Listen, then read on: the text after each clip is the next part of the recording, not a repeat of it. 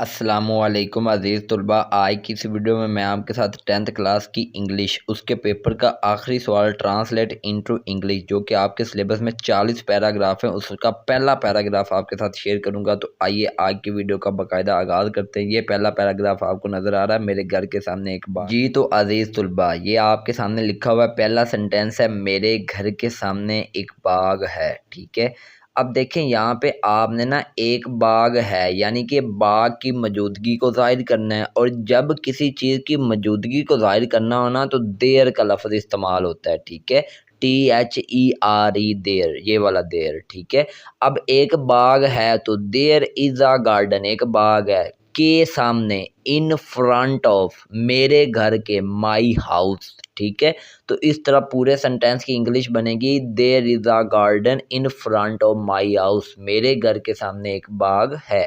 इसमें बहुत से पौधे और दरख्त हैं, तो इसकी इंग्लिश ये भी सही है, there are many plants and trees in it, यानी इन इट का मतलब है इसमें बहुत से, यानी मैनी पौधे, प्लांट्स और एंड दरख्त, ट्रीज हैं, आर आना यानी देयर आर, यानी मौजूदगी को जाहिर करना है हमने कि पौधे और दरख्त वाकई मौजूद हैं। ठीक है, there are many plants and trees in it, ये भी सही है, और आप इसकी जगह ये भी कर सकते हैं it has many plants and trees, यानी ये बहुत से दरख्त और पौधे रखता है, उसका भी मतलब उर्दू यही बनता है। ठीक है, आगे तीसरा सेंटेंस, बहार के मौसम में कई रंग के फूल खिलते हैं। ठीक है, बहार के मौसम में यानी कि इन स्प्रिंग सीजन, बहार के मौसम में कई रंग के फूल, कई रंग के यानी आप कहें फ्लावर्स ऑफ वेरियस कलर्स या फ्लावर्स ऑफ डिफरेंट कलर्स, यानी मुख्तलिफ रंग के फूल खिलते हैं, यानी ब्लूम, यानी ये प्रेजेंट इंडेफिनिट टेंस है तो ब्लूम यानी फर्स्ट फॉर्म ऑफ वर्ब आनी, क्योंकि फ्लावर्स ज़्यादा हैं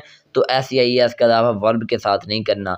तो ये इंग्लिश भी सही है, there bloom flowers many colours in spring, लेकिन जो आसान इंग्लिश है मैं आपके साथ लिख भी रहा हूँ वो ये बनती है फ्लावर्स ऑफ डिफरेंट कलर्स। ठीक है, flowers of different colours Bloom in spring season, यानी बहार के मौसम में कई रंग के फूल खिलते हैं। तो जो उनसे भी आपने करनी है वो अब आपकी मर्जी है।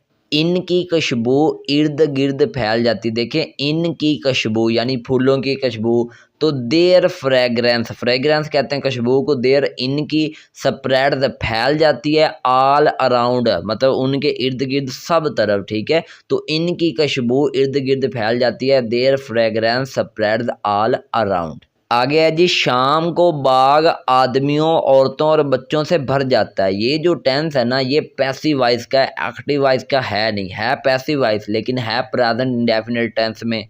तो देखें शाम को, इन द इवनिंग, शाम को, बाग द गार्डन भर जाता है, इज फील्ड विद मैन। अब देखें यहाँ पे बाय मैन नहीं लगा सकते क्योंकि बाय आता है नॉन लिविंग थिंग्स के लिए, और मैन आदमी जो है वो तो जानदार लिविंग है, तो इसलिए इज फील्ड विद है ना, इज फील्ड बाय मैन नहीं कहना, बाय लिखेंगे तो गलत हो जाएगा।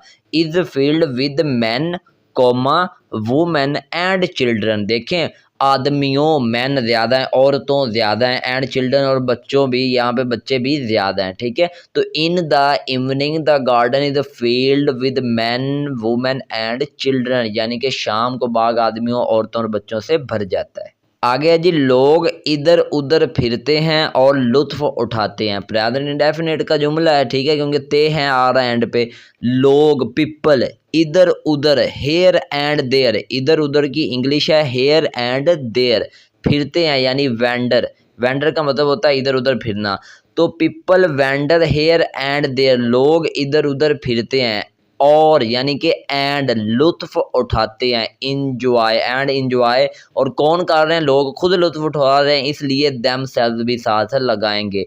पीपल वेंडर हेयर, लोग इधर उधर फिरते हैं, एंड इंजॉय देमसेल्व्स, और लुत्फ उठाते हैं। आगे है जी, बच्चे बाग में दौड़ते हैं, यहाँ पे बच्चे यानी मिस्टेक है, बदल बच्चे बाग में दौड़ते हैं, ये सेंटेंस और प्रेजेंट इंडेफिनिट का टेंस है। तो देखें बच्चे ज़्यादा हैं तो चिल्ड्रन आएगा, जब बच्चे ज़्यादा प्लूरल मतलब सब्जेक्ट आएगा तो वर्ब के साथ ऐसी है इसका इजाफा नहीं करना, तो वर्ब की फर्स्ट फॉर्म रन आएगी।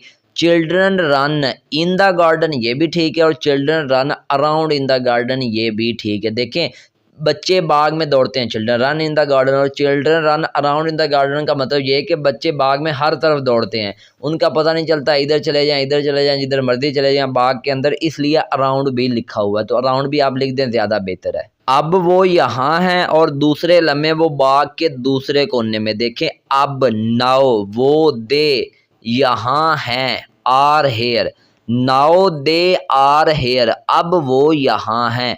और दूसरे लम्हे, and at the next moment, वो, दे बाग के दूसरे कोने यानी कि other corner of the garden में हैं, आर इन, में है का मतलब यानी इंग्लिश है आर इन। तो अब वो यहाँ है, नाउ दे आर हेयर, और दूसरे लम्हे वो बाग के दूसरे कोने में है, and at the next moment they are in the other corner of the garden. हर शाम मैं भी बाग में सैर के लिए जाता हूँ, आई आल्सो, मैं भी, गो जाता हूँ, टू द गार्डन बाग में, फॉर अ वॉक सैर के लिए, ऑन एवरी इवनिंग हर शाम मैं भी बाग में सैर के लिए जाता हूँ, I also go to the garden for a walk on every evening. आखिरी सेंटेंस है, बहुत से माली बाग की देखभाल करते हैं। तो प्रेजेंट इंडेफिनिट टेंस है, बहुत से माली, बहुत से की इंग्लिश है मैनी, माली की इंग्लिश होती है गार्डनर्स।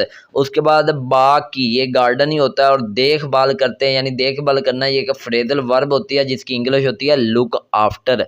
तो इसलिए इस जुमले की इंग्लिश बनेगी, many Gardner's look after the garden, यानी बहुत से माली बाग की देखभाल करते हैं। इसी के साथ ही ये पैराग्राफ खत्म हो गया। तो इंशाल्लाह मैं कोशिश करूंगा सारे पैराग्राफ आपके साथ इसी तरह शेयर करूं। मिलते हैं किसी और वीडियो में, अपना ख्याल रखिएगा, टेक केयर, अल्लाह हाफिज़।